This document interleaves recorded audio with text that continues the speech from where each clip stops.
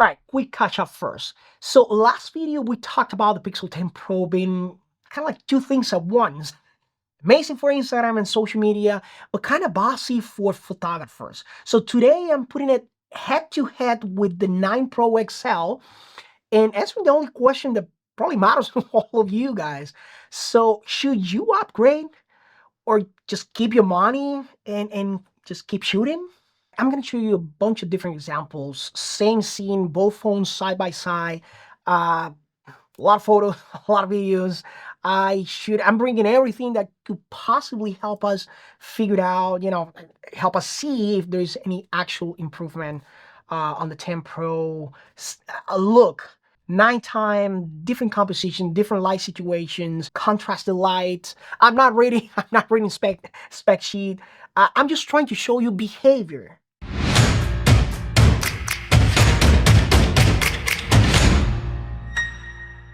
Same bones, just new brain. All right, let's do a quick hardware check. These two phones are basically the same kind of formula. Wide, ultra wide, 5x telephoto. The 10 Pro didn't suddenly turn into like a different lens kit. The big change is the Tensor 5 versus G4. The G5 gives the camera bigger and faster AI muscle. But translation for photographers, the 10 Pro just finished that pixel look quicker and more consistently. That's workflow. That's not soul. That's not a new look. So bottom line, the G5, it's just a better studio assistant. It's not a new lens. All right, color, tone, the pixel fingerprint. So the pixel look is still the pixel look. Shadows get lift, mid-tones get juicy, faces get cleaned up, skies behave. Sometimes it's pretty, sometimes it's way too tidy. And yeah, what you preview and what you get after processing can still feel like two different photos.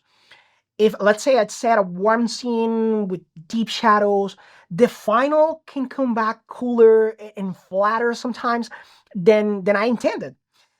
That's the memories of a reality thing we talked about last time. Beautiful idea. It's a great philosophy from Google until it steps on you on my intent. All right, just so you know, I'm not gonna sugarcoat it.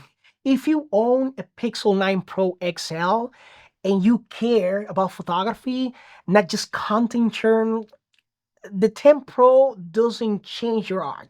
It changes your autopilot. It's louder, faster. Yeah, okay, more. Look what I can do on the AI side.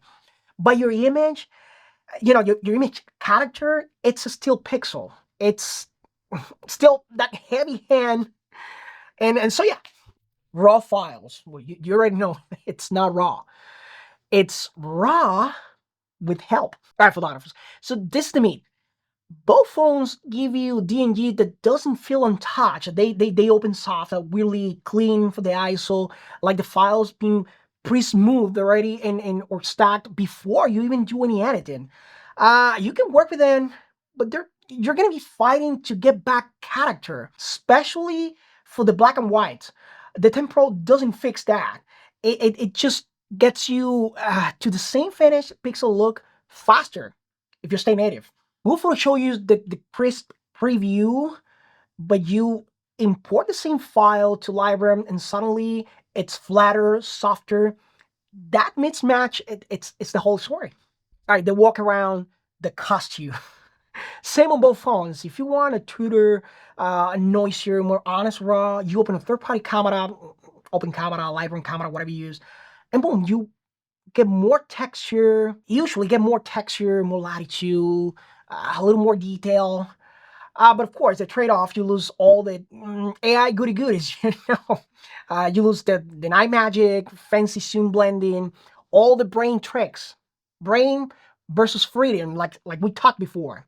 The 10 Pro does not change that equation. It's just makes the brain side a little smoother. Right? Autofocus, lag, and cross lens consistency. Autofocus in backlight. Um, Both are fine. Both can hunt on the 5x dusk. or in dark light situation. Not a game changer. Shot-to-shot time. The 10 Pro clears a hair faster. Cool. There's no arc there. There's no big change. Cross lens color match. It's still pixelish. White balance can shift between lenses. If you teach sets, you'll be grading anyway a little bit. None of that screams like upgrade right away, right now. Like the truth after the 10x zoom. The 10 Pro sells a bigger max zoom number. Okay, but you and I went on past 10x. You're deep in computational sauce.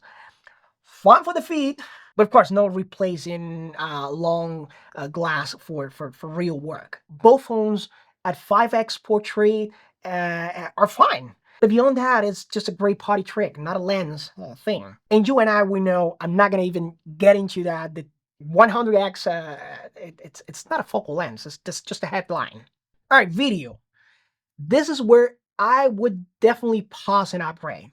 Also, so just so you know, the rolling shooting physics didn't retire. You do a quick thumb test look, and it's just similar on both. If you shoot a lot of video, I'll be cautious. The 10 Pro's stabilization at certain zooms can get jittery, depending on the build software you are on. But even the latest version, you can notice that the 9 Pro or 9 Pro XL still handles a certain movement, something like a set movement. It can handle smoother. It's just a type better. You can notice it. Could it get a patch, a software upgrade? Yeah, probably. Probably Google's releasing something to fix that at some point. Is that a reason to spend money? I mean, more money today if your 9 Pro or 9 Pro XL is already stable? No, of course not. So low light and skin tones, both phones are very good here. The 10 Pro, it's a hair cleaner, I would say. Although I feel like the Pixel 10 Pro, it's trying to put a lot of brightness like 90% of the time on your photos. I feel like the 9 Pro handles it's more there's more balance in the amount of brightness that is trying to push on your photos. I would honestly, I rather keep the 9 Pro look over the 10 Pro, but it's the same personality. Brighten the scene, clean the skins, make it shareable like right away. If you like the moody low light with real grain and deep shadows, you'll still be putting the drama back in during editing. In black and white, especially black and white, you'll be re-adding and editing contrast and texture either way. That doesn't change. That haven't changed at all, just so you know. Right, AI. Superpower, not as much power as a lot of people were expecting, and speed booster.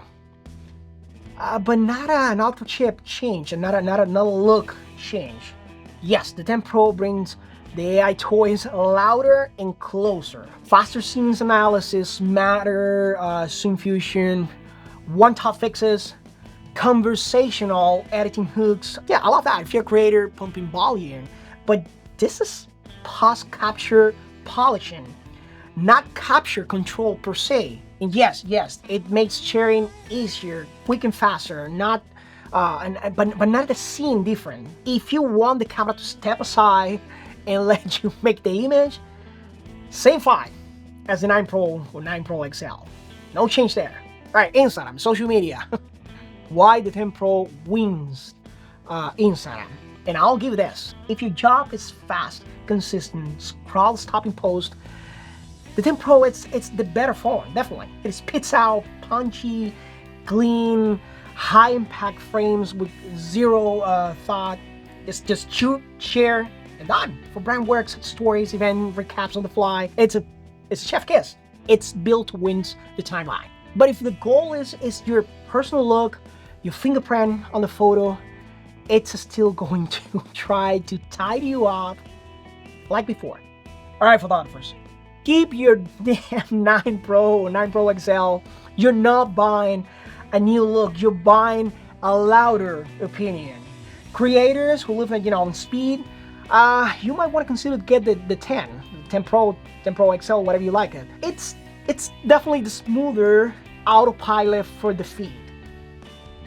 I personally rather carry a real camera and keep my 9 Pro XL as my phone that can shoot when I need it, than just pay to fight the same fight with just a faster referee. If you watched the last video, we read that Pixel 10 Pro wins social media, but still wrestles photographers. This comparison just proved it wasn't hyperbole. The 9 Pro XL already did the dance. The 10 Pro just turns up the volume. If you missed that one, don't worry about it. I'm putting the link in the description below. You can watch that one next and see why brain versus freedom, it's the real conversation with Pixel cameras. Right, that's my take. This is Rainbow. Thank you for watching. Hit the like button. Subscribe if you want to, of course. Leave me a comment below. Just let me know what you think. And I'll see you. I'll see you soon. I'll be back soon.